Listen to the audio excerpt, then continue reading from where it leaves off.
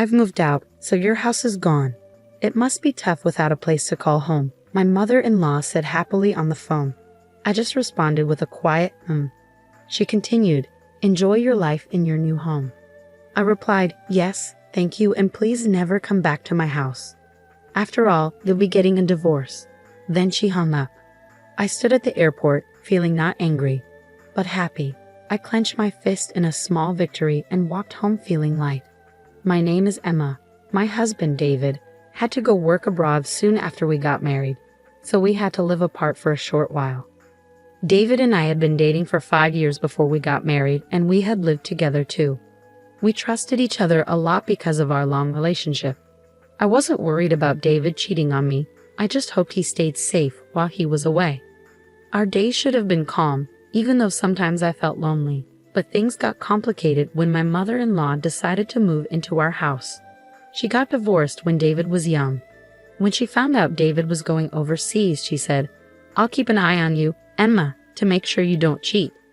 She started living in our house without asking us first.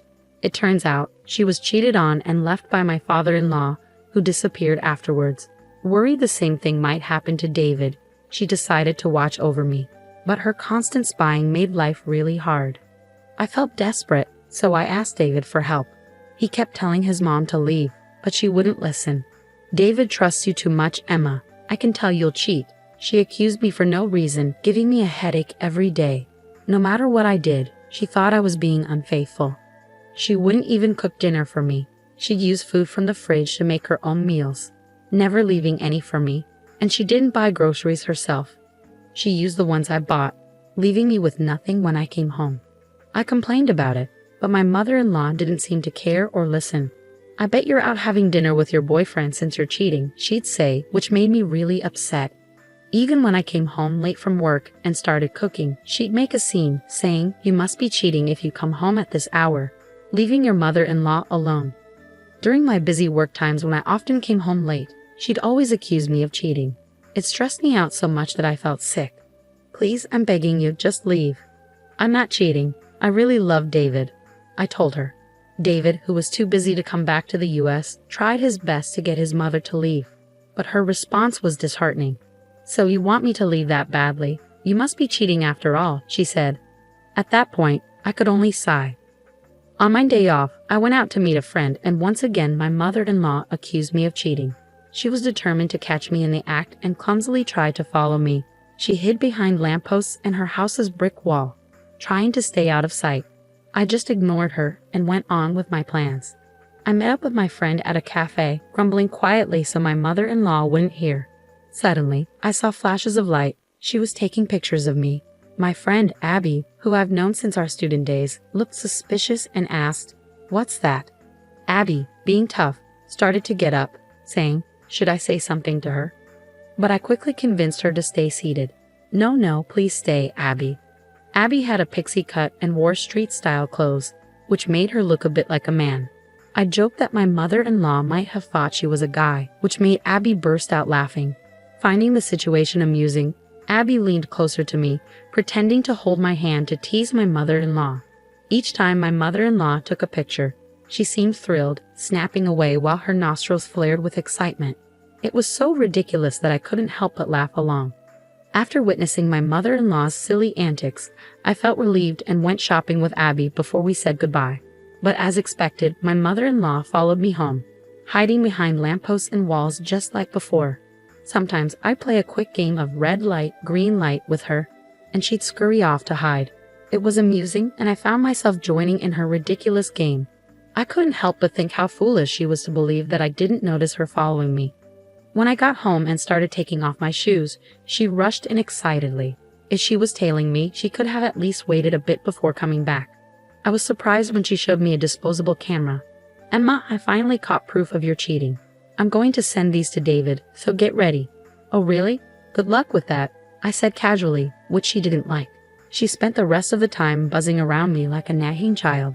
"Are you okay with this? It's proof of cheating. Your face and his are clear in the photos." But I just calmly kept saying, "That's fine." It was unfortunate that Abby's appearance sometimes led to her being mistaken for a man, but David knew her well from before we got married. So even if my mother-in-law sent a photo of me with Abby to David, he'd probably recognize her as just a friend.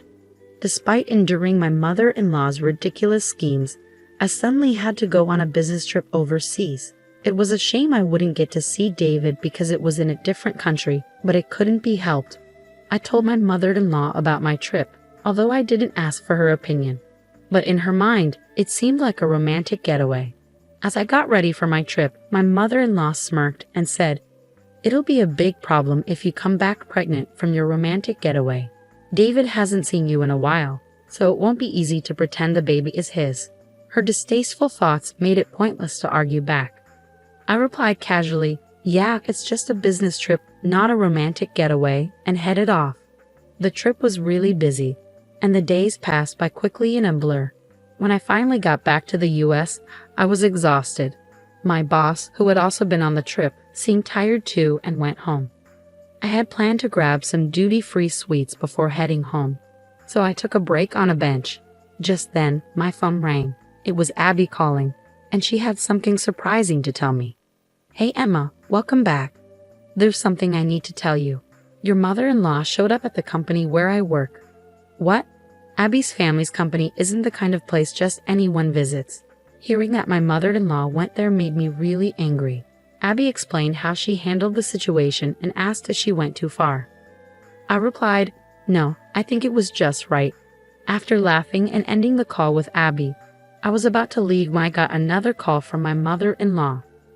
"Emma, you should be back from your trip now. Did you enjoy your affair trip?"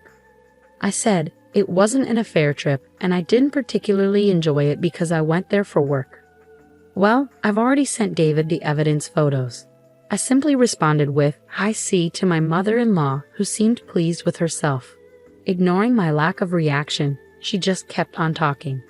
"Actually, I moved, so your house is no longer there. I sold the old house. So you must be struggling without a place to go back to. But hang in there," my mother-in-law cheerfully said. I responded with an uninterested "huh" as she laughed happily. "Enjoy your life in your new house." "Thank you, and please never come back to our house. After all, you're going to be divorced soon." After my mother-in-law hung up, I stood in the airport for a while. But slowly, I felt better. It wasn't anger in my heart, but joy. I did it.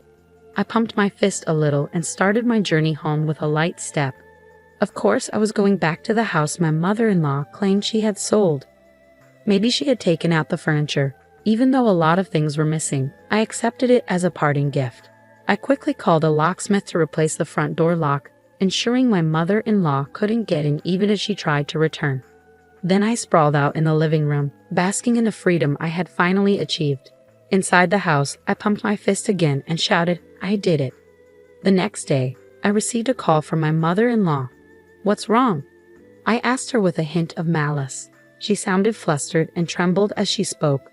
"Actually, I thought I sold the house, but it turns out I didn't. It seems I borrowed money without realizing it.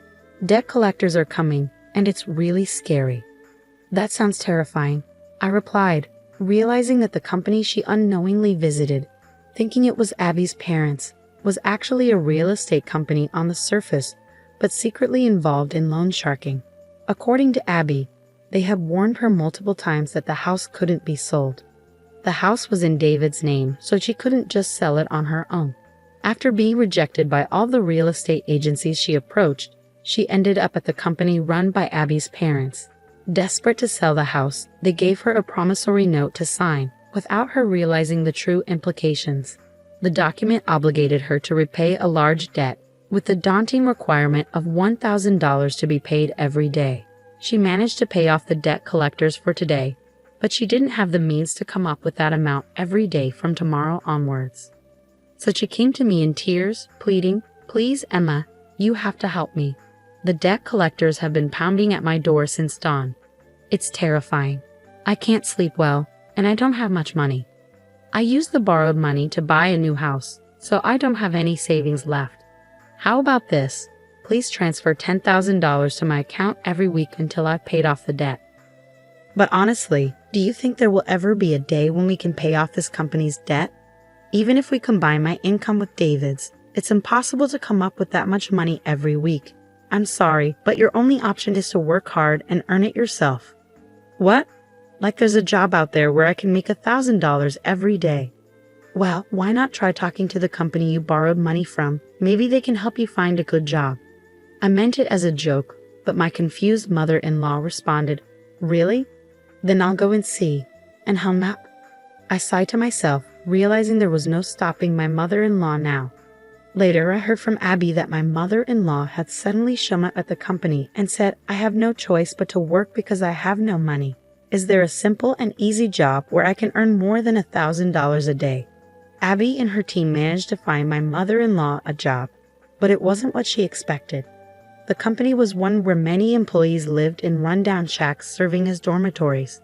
At this company, the workers toiled tirelessly day and night, often doing physically demanding labor. Even elderly individuals were pushed to work relentlessly. My mother-in-law seemed to be working herself to exhaustion. The workplace dormitories were fenced in with barbed wire, resembling a prison, and employees were blindfolded and transported to and from work in vans, leaving them unaware of their location. She'll be free, won't she? She can pay off the debt, if that day ever comes, Abby said with a smile. She's a dear friend of mine, but I can't help feeling a bit frightened for my mother-in-law. Several weeks after my mother-in-law disappeared, David's overseas assignment ended, and he returned home. When I explained what had happened to David, he simply said, There's nothing we can do about my mom. All we can do is wish her well from a distance. It became clear that David never really got along with his mother.